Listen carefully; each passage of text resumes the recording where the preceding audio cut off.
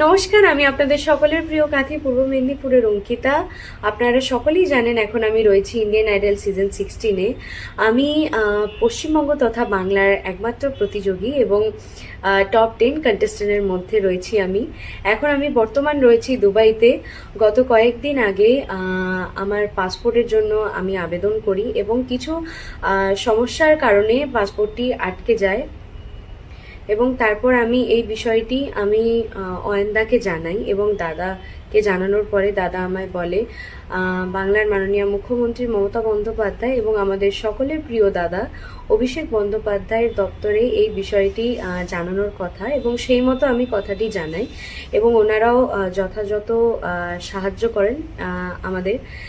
এবং পরবর্তীকালে আমি জানতে পারি অভিষেকদা ব্যক্তিগতভাবে বিষয়টি গুরুত্ব দিয়ে দেখেন। ওনার সহযোগিতায় আমি এবং মা এখন বর্তমান দুবাইতে রয়েছি, দুবাই আসার সুযোগ পেয়েছি। সে কারণে আমি অনেক অনেক কৃতজ্ঞ এবং ধন্যবাদ জানাতে চাই আমাদের বাংলার মাননীয় মুখ্যমন্ত্রী মমতা বন্দ্যোপাধ্যায় এবং আমাদের সকলের প্রিয় দা অভিষেক দাকে। থ্যাংক ইউ সো মাচ অভিষেক দা।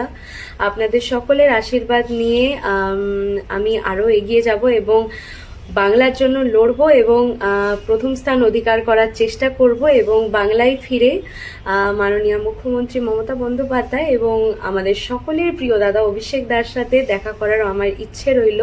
সকলকে ধন্যবাদ। সকলে সুস্থ থাকবেন, ভালো থাকবেন।